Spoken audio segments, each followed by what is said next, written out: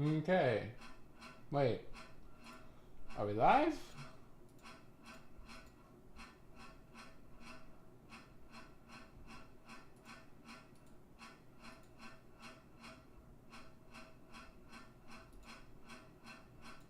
We're live.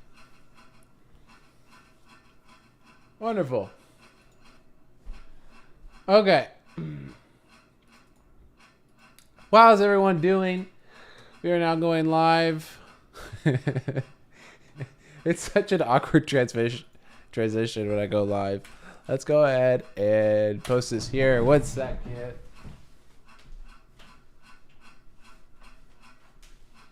Get that fired up. This might go spazzy for a second. We got some kinks. Market doing some interesting things today. Continuing to melt down. It looks like on the daily chart, year-long graph, looks like we want to head for not everything crashing on my PC. Are we still live? What just happened?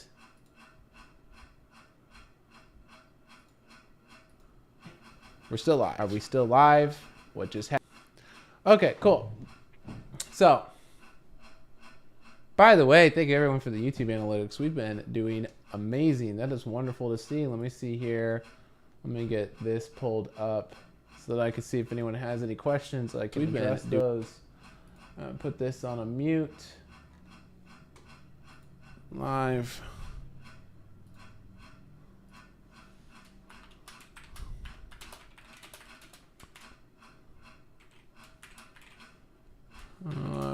Okay, so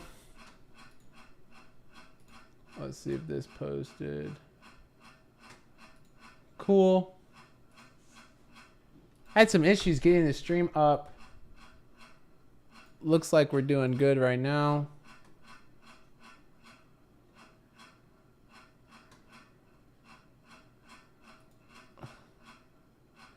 And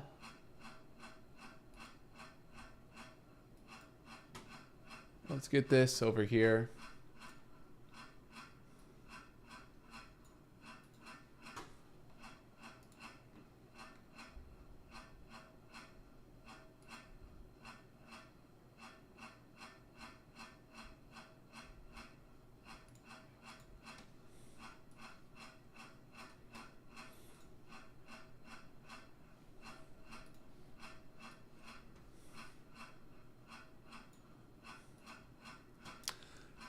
And we're set up.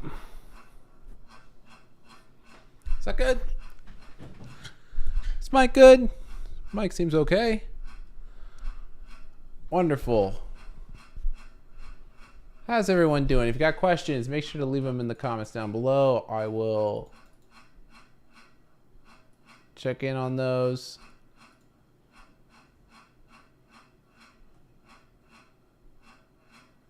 So, let's scope in here and see what we're currently looking at on the market. One thing I want to talk about is that looks like the wave 1 right here. Looks like we have a complex wave 2, complex to get this churning through there to another low. Then we got this wave 3 here. And what we're looking for next is for where we're going to end up. Probably I need to set this like this time frame for the pullback on this wave 4. We're looking for something most likely approximating like this and then bounce up on the daily graph, right? That's exaggerated, but potential bounce up from here. Simple wave 2, wave 3, use the Fibonacci's, most likely looking for this kind of pullback here. Did not mean to move that like that. And actually what we could see play out based on what's going on right now is something like this. And that time frame could shorten up quite a bit because this is a smaller little Elliott wave that we're seeing here. 1, 2, 3, 4, 5. Bounce up.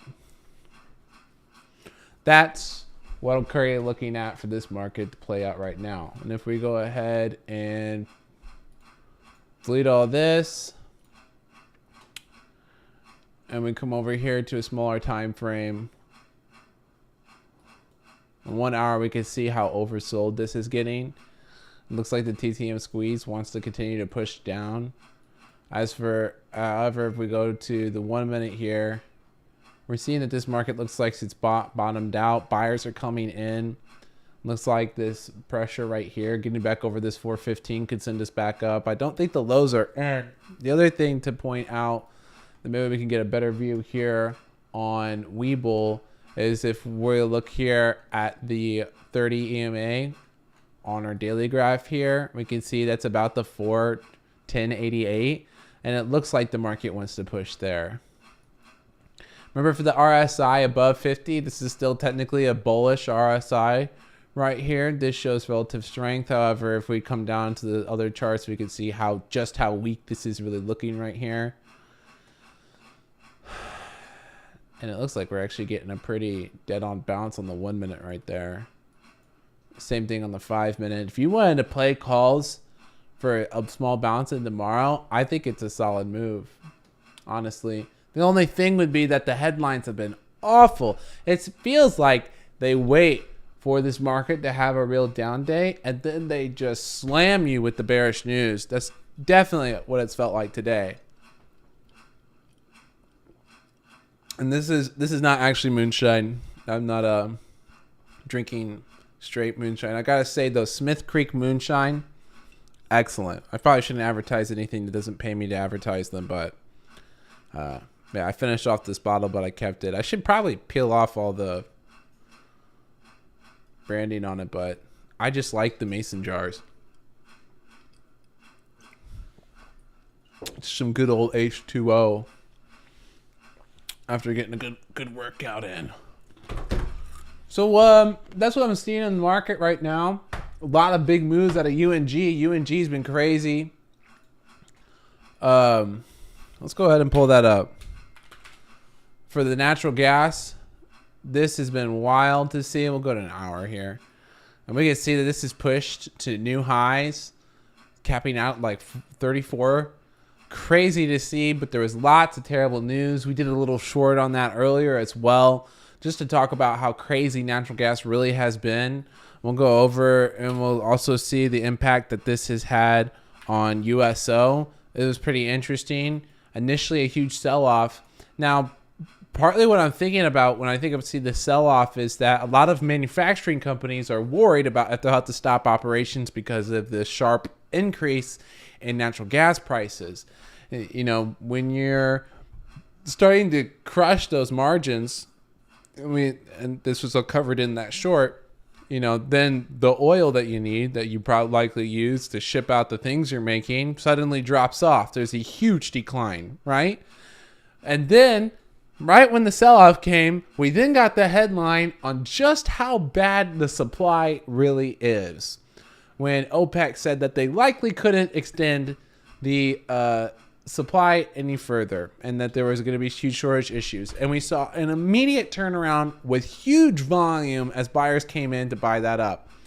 So, you know, we had a pair trade that was set up. I almost said the straight trade, which I need to stop doing because you need to join the Discord if you want to see in our trades. But we have a pair trade that looks like it's going to win on both sides, which is great.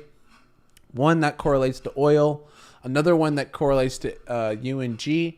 I'm actually going to look at this on the other screen right here. Playing out excellently on both sides for that trade. So those two pair trades look fantastic right now, in fact. And that's with me pulling out on one side when it comes to UNG. I've pulled out a lot on UNG. To see it continue to go highs, you know, have another 4% day is cool, but my allocation there is not that strong anymore. The thing that's got me excited is I'm super happy to see that picking up some volatility here has finally played out. Or they yeah, actually before this continued drop, when I had stop loss around $8 when we were at $8.72. I was shaking in my booties, but I was holding out on my convictions. This is actually, if we look right here, we can see that this is showing overbought on the 1 hour. Further indicating a potential bounce. Actually, let's go ahead and look at VIX. Actually, before we do that,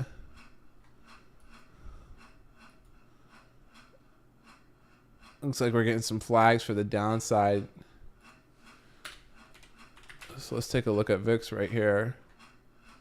See what this is telling us. Also looking really overbought here.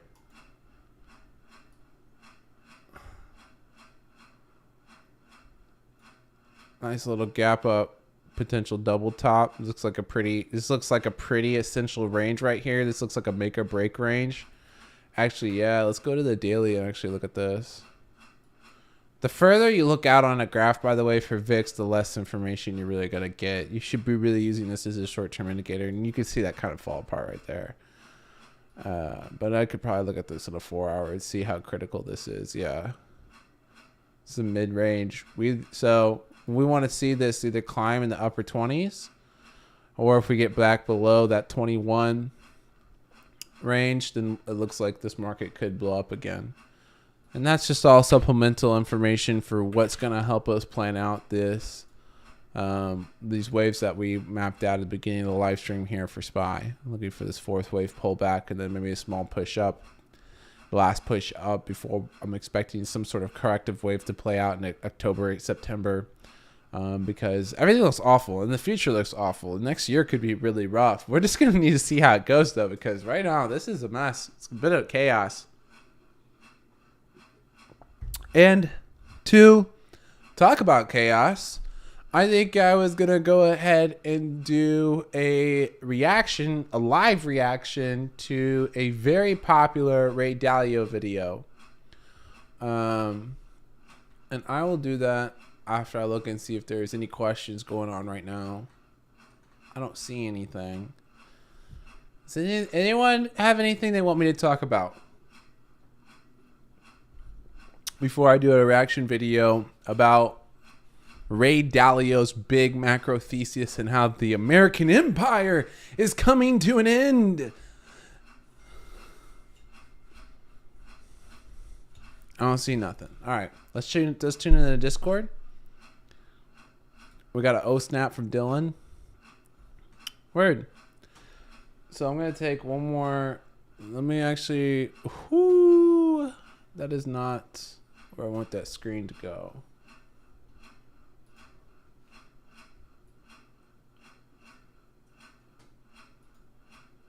So hold up, let me change this up. Go here, this way. I actually got a...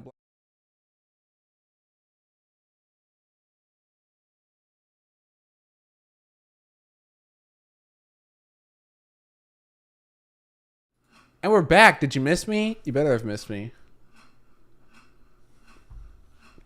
So...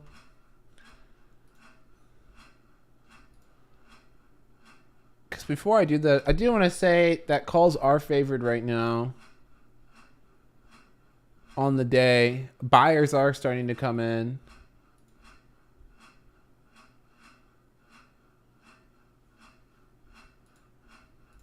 I'll get this up right here. I'm looking at these expirations. I need to detach most of this so I can just pull it up on the screen, but I don't have it set up appropriately right now. For the next live stream, I'll put more effort in. This was kind of a rough takeoff for this one. I've been going from phone call to meeting to... been busy. I was barely able to sneak in a workout today. Barely. But we got it done. And yeah, this looks like this wants to pull back into the close more. Come here to the 1 minute. We tested this range. We're buyers. We want buyers to be coming in right about this range. And it looks like they got denied there twice. Sellers came back in big.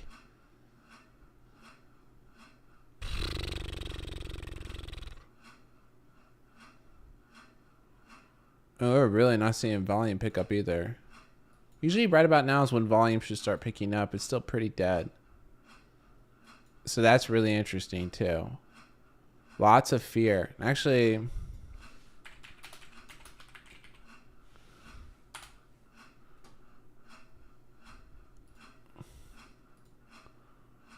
Let's see what's this telling us. Neutral. It says the market is neutral. Man, this 2% down day feels so neutral. I'm sorry. That's almost comedic. Okay. Stock price strength is still showing extreme greed. Breadth looks like extreme fear. Yep, because we're seeing selling everywhere. And actually, I bet we could see that further reflected if I go over here and go to markets. You could see the decliners versus the advancers. This is a good way. This Webull. These are all the different. I use all these different things to get a view of how the market's doing. But if this little quick chart here that Webull always brings up, it's so fast and easy. The app loads so fast, so I could just quickly click it, pull this up, and see the decliners and advancers to feel the market sentiment. This is the main reason, because calls look tempting all day, but this right here is the main reason I haven't, because I very rarely will play against, especially in a short-term position, play against the market sentiment. I still think that there's a case for a bounce into tomorrow. A lot of the headlines that hit, doesn't seem like there'd be much indication of further headlines. The one thing I will say is that I do expect more headlines to hit about oil, about the shortage of supply, and I do expect more headlines to hit about the German manufacturing due to how high the gas prices are, which is just still just kind of blows my mind. You know, when I'm thinking about that, it almost seems like this is just pure incompetence. I mean, I almost don't want to say that, because that can be because maybe the issue is more complex. And what do I know? I don't run Germany. I have no previous experience of that. But when you see them wanting to close down the nuclear reactors in the middle of winter when the energy use is going to be the most, and there's also some weird data here, because the state says that nuclear only provides like 1% to 2% of the total energy for the country. But when you actually look at the data that the energy companies put out, it's more something like 12 to 15%. And when there is two different data sets, and one's from a company whose business relies on accurate information and a government number, I'm never going to go with the government number. Ever go with the government number. Because companies are more efficiently run than most governments in, 95% of cases? So, but to see them so far off of what seems to be the reality is very troubling. And, the super nihilistic thing to say would be like, this is just clear incompetence on their part. But, time will tell. Obviously they're in the situation they're in, not because of brilliance. So it is what it is. So let's go ahead, hop over, and do a reaction video. Cryptocurrency, what's your thoughts on that? Actually, we'll do this. Let's pull up Bitcoin USD. Well, I think long term, if the dollar milkshake theory to me is the best bull case you could ever want on cryptocurrencies. And so for a bit here, I was pulling out this channel. This channel was actually originally drawn like this. But one of the things I do want to point out is if I actually, show me the delete. Thank you. If I actually, it's not how I meant to do that. We're going to need to move this.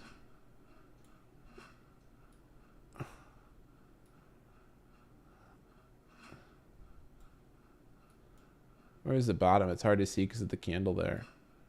Something like that. Like a loosely drawn wedge. Sorry, I'm not going to get this perfect. I'm just trying to show that this looks like a wedge development that had a break this way. I originally had that channel set up. However, this looks like the break of a wedge. Actually, it's hard to even say that that's what's going on here. It's a green candle. Doesn't count. But this looks like a break from a wedge here, right? You have this accelerating up, consolidation that gets tighter and tighter on the way up, and then a plummet through the floor. Now, on a longer time frame, this still looks like a parallel line playing out, which is what I had drawn previously.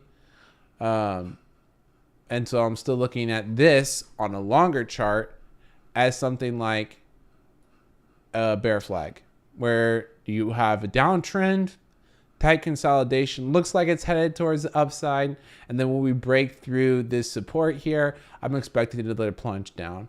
Where that plunge brings us, we'll have to see. I don't see a lot of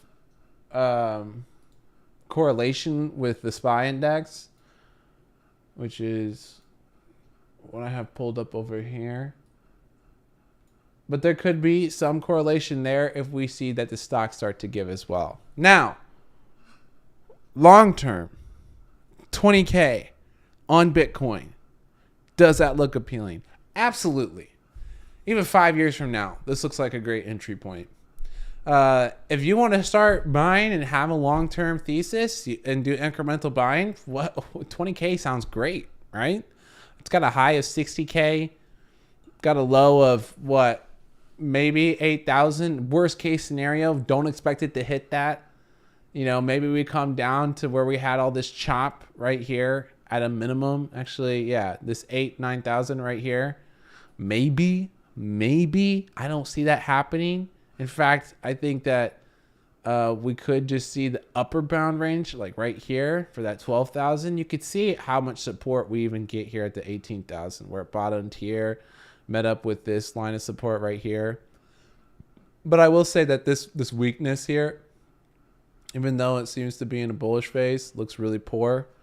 And if we even look down here at the kind of scroll in and look at our TTM, we could see we're kind of getting some pings here that we could get some more volume to the downside, and we're seeing a turnover here. So we're going to need to see how that continues to play out. Now, as far as the RSI goes, we are pretty oversold on the daily. Let's go to the hours, see how that plays out.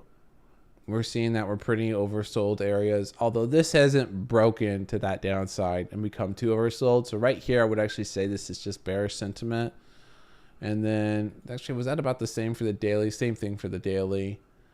Some bearish sentiment there. We can go over to the 15-minute and see how this is. Same thing. This is a little lower here. It looks like it wants to just continue in this, continue to more oversold levels. We can see here, I can even draw this line a little bit better right there, which is a great thing to do. If you draw charts on the daily and you want them to be accurate, I did not mean to draw that line. Always best to why did it just do that to me? Always best to go on the smaller time frames so that you can get those lines more accurate, then scope back out. Because, you know, if I draw something on the daily, I go to the 15-minute and then it looks like that, it looks like a mess. It's not useful. Anyways, that's what I think about for crypto in general. Long term, I like it. I still see some more lows on the way. September, October, going to be big months to keep an eye on that. And then, you know, this looked like it was starting to disconnect from the S&P and from stocks. I think that could continue to play out. And maybe next year is when we finally see the breakaway. A big thing to watch there is going to be this dollar milkshake theory, in my opinion. Can the fiat system prove that it works and that it's not going to collapse and get rug pulled underneath our feet? And if it does, what is there left? I mean, what would you even replace the dollar with? And you know what? This just kind of plays into the Ray Dalio. So let's head on over to YouTube. We're going to leave there. We're going to do Ray Dalio.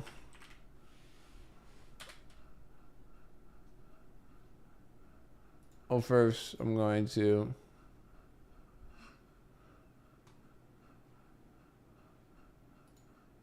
go to this video. Changing world order. About the changing world order. Let me just do a quick check that I have. The times ahead will be radically different from those that we've experienced in our lifetimes. All right, I don't think the volume's too bad. I think I got the volume set up. I'll wait a moment. Let me know if the volume's pretty bad right here. though similar to many times before. How do I know that? Because they always have been.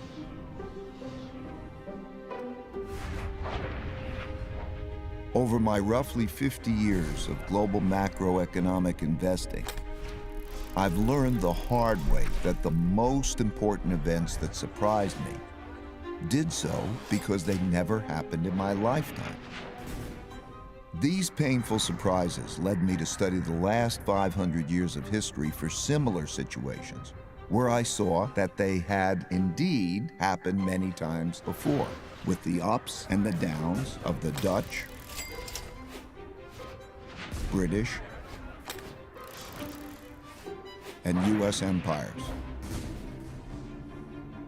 And every time they did, it was a sign of the changing world order. This study taught me Wish someone could make valuable me lessons animations. that I'm going to pass along to you here in a distilled form. Yeah, so you've got a good idea of what he's talking about. Dollars rushed to exchange them before the gold ran out. Recognizing that the U.S. was going to run out of real money, on Sunday evening, August 15th, President Nixon went on television to tell the world that the U.S. was breaking its promise to let people exchange their dollars for gold. This is some of the history that we talked about on my channel too with the US dollar. Ray does a decent job of going U.S. over to this. continue spending more than it earned, simply by printing more paper dollars. Since there was an increase in the number of dollars without an increase in the country's wealth, the value of each dollar fell. As these new dollars entered the market, without a corresponding increase in productivity, they went to buy lots of stocks, gold, and commodities, and hence caused their... So what he's talking about is the devaluation of the dollar. Different from deflation. All right. It's a debasing of the currency. A debasing of the currency because what backs the currency isn't changing, but you're printing more of the currency. Not to be confused with inflation or deflation. It is a debasing. Currency is worth less. It buys you less. This is different from the inflation effect of things becoming more expensive, but the currency staying the same, so that the dollar buys less. So this debasement that he's talking about is what Ray overall thinks is going to happen to the U.S. He thinks that the dollar is going to come down, and that will lead to the fall of the U.S. dollar. And he's saying that this is the case because in the past, it's what's happened before. However, I think the story is going to be a little bit different this time. And as you can see, this video has almost 20,000 views. And in the changing world order, someone new takes over. I think Ray is right, but I think Ray is off by about 100 years on the U.S. empire falling apart. Well, let's prices to continue rise. tuning into this a little As bit. I studied more history, I saw that the exact same thing happened many, many times before. I saw that since the beginning of time, when governments spent much more than they took in taxes, and conditions got bad, they ran out of money and they needed more. So they printed more, a lot more, which made its value fall and made the prices of most everything, including stocks, gold, and commodities, rise. That's when I first learned the principle that when central banks print a lot of money to relieve a crisis, buy stocks, gold, and commodities, because their value will rise and the value of paper money will fall. This printing of money is also what happened in 2008 to relieve the mortgage-driven debt crisis, and in 2020 to relieve the pandemic-driven economic crisis, and it almost certainly will happen in the future. So I suggest that you keep this principle in mind. These experiences gave me another principle, which is to understand what is coming at you, you need to understand what happened before you. That principle led me to study how the Roaring '20s bubble turned into the 1930s depression, which gave me the lessons that allowed me to anticipate and profit from the 2007 bubble turning into the 2008 bust. All these experiences led me to develop an almost instinctual urge to look to the past. The one thing I'll add there is that we're kind of using the 70s and 80s to kind of map out what's going on today. But there's always a rhyme more than a pattern. It's always slightly different. The roaring 20s weren't exactly like '08. So you need to also have the flexibility and kind of be creative with how you're mapping these out. For similar situations, to learn how to handle the future well. Changing orders.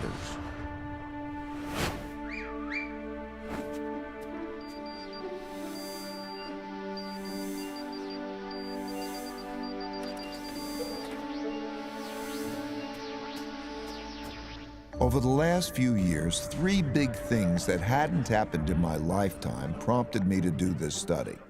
First, countries didn't have enough money to pay their debts, even after lowering interest rates to 0, so their central banks began printing lots of money to do so. Second, big internal conflicts emerged due to growing gaps in wealth and values. This showed up in political populism and polarization between the left, who want to redistribute wealth, and the right, who want to defend those holding the wealth. And third, increasing external conflict. I feel like that's such a simplistic view of the left and the right. But since we're just talking about money, there's probably a fair amount of accuracy behind that depiction of generally what those parties want. Although I wouldn't necessarily say that the right necessarily wants to preserve the wealth. And I think it would be a mistake to say that, even say left and right, because these tend to change, right? Democrats aren't the same Democrats that existed in the 20s and 30s. And Republicans weren't the same back then either. In fact, I think there was a different name for them as well. The nomenclature is slightly different there. It's developed and changed over the years. But, that's kind of picking between straws. A rising great power and the leading splitting hairs, as that's is the now reference I happening wanted. with China and the United States. So I looked back. I saw that all these had happened together before, many times, and nearly always led to changing domestic and world orders. The last time this sequence happened was from 1930 to 1945. And this is where Ray Dalio starts to break down for me. Because I think that wasn't a change. I think he's not looking at this the right way. Because this is a view under the assumption that all these countries act different, that there is a different level of globalization and operation at which the globe functions at, right? We have a different world order right now that isn't necessarily similar to what existed, because we need to okay, if you're gonna, let me think about how to depict this in a better articulation.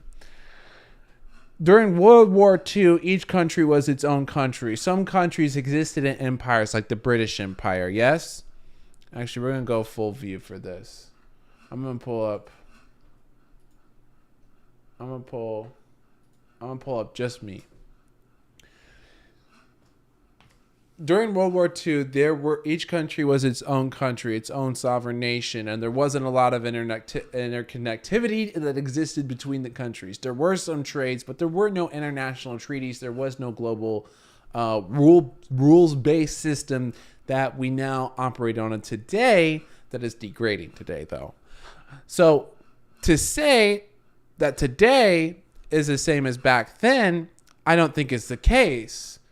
And so the piece that I think is missing from Ray Dalio's theory is the idea of a paradigm.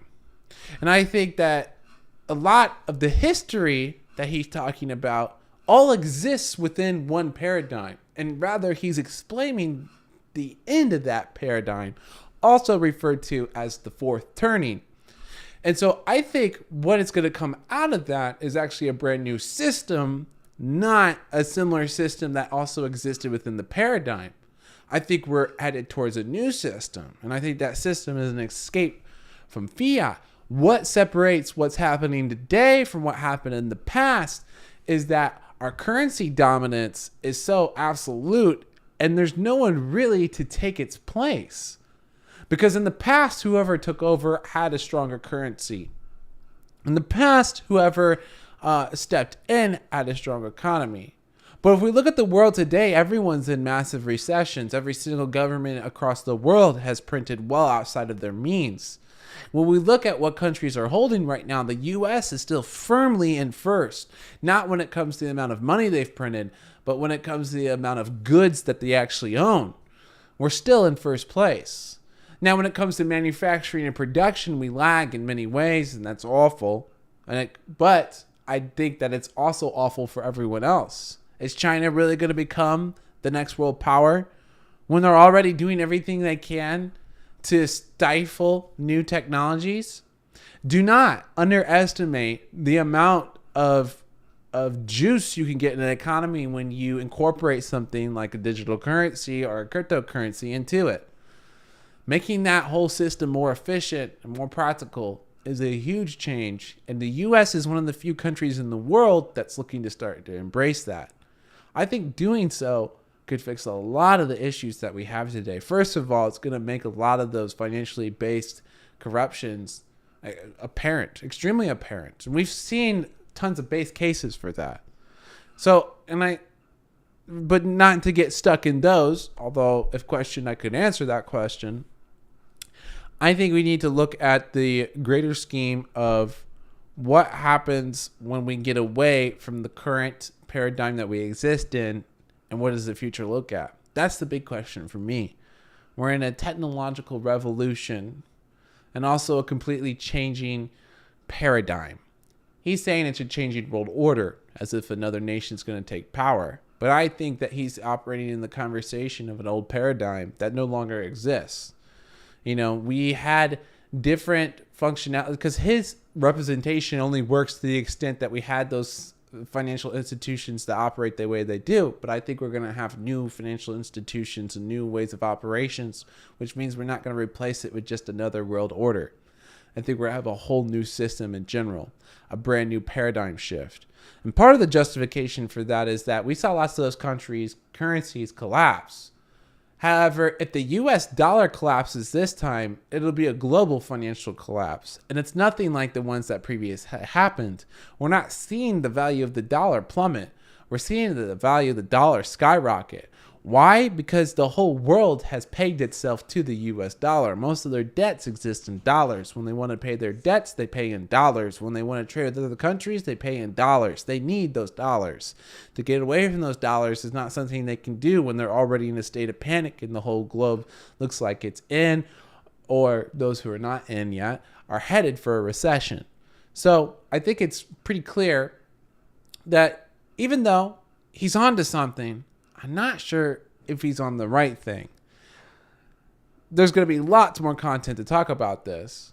Some of it you could even take in a biblical sense with the four horsemen, which I think is the oldest story of the transitions of paradigms, where you have a period. This is going to be far out to some people, but I'm not going to get religious. I'm just using it as an analogy.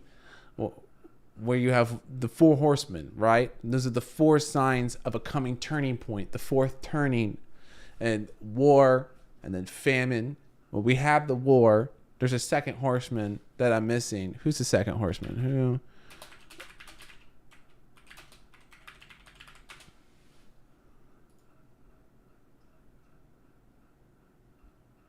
The second horseman represents civil war. There's plenty of civil wars. I'm not even sure who we would bring. I guess civil war, you could say that the U.S. is in a cultural civil war.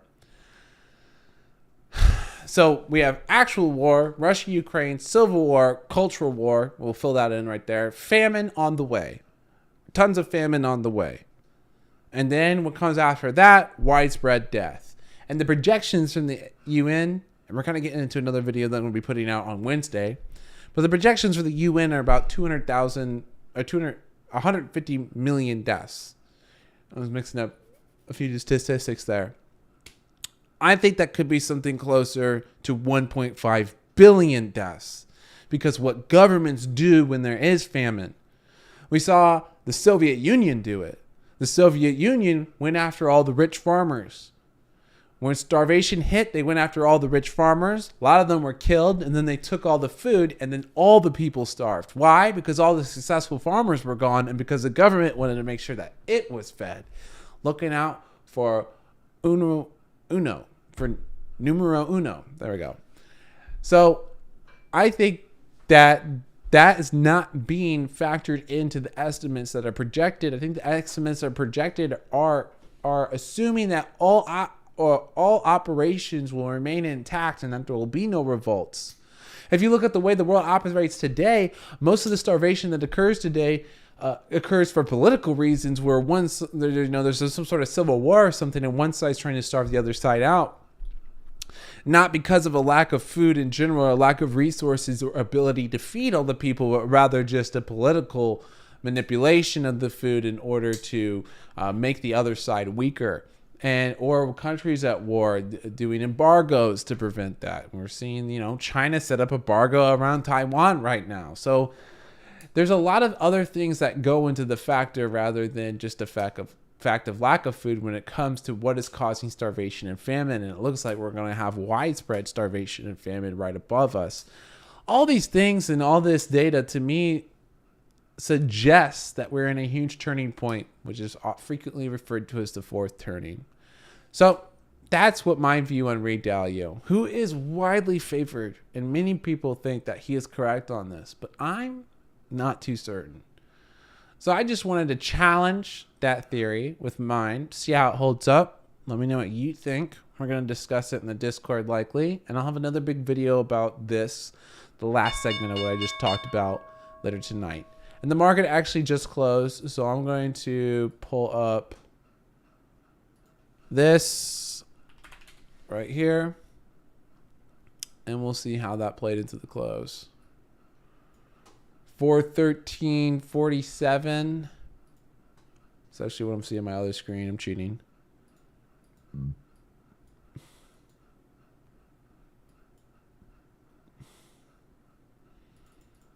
Nothing but chop. Nothing but chop. Looks like a potential bounce range from there, though. Into tomorrow. I will point out that UVXY caught a lot of bidders into the close. Potentially be able to squeeze a little higher as well. We're going to need to see how many shorts set themselves up. It's also worth mentioning that how much the meme stocks got killed. We'll need to keep an eye on the VIX for tomorrow and where that's headed. Holy cow, AMC got slaughtered so badly. It's been a while since we've seen AMC have a day this bad. We'll probably do a little short on that as well, because lots of people are confused about the stock offering that they did with the ape. Actually,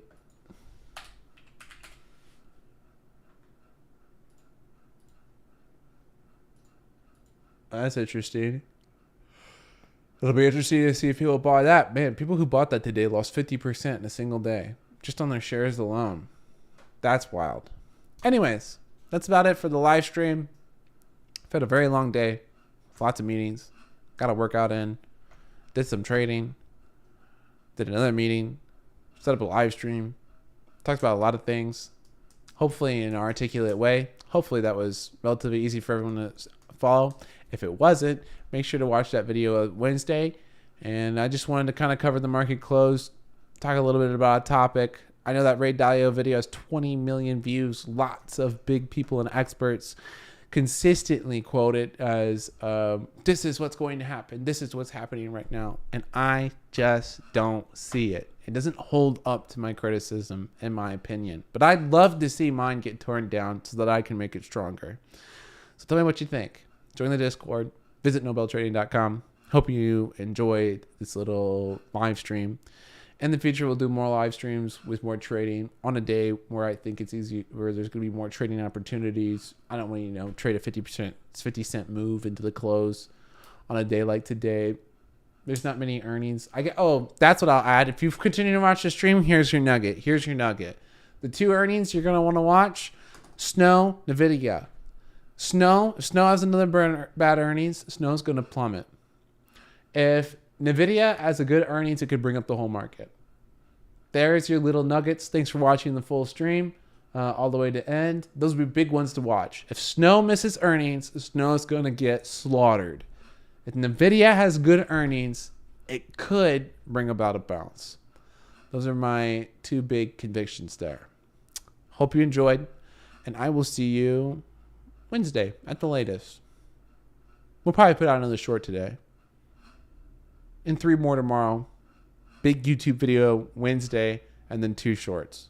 That's the schedule.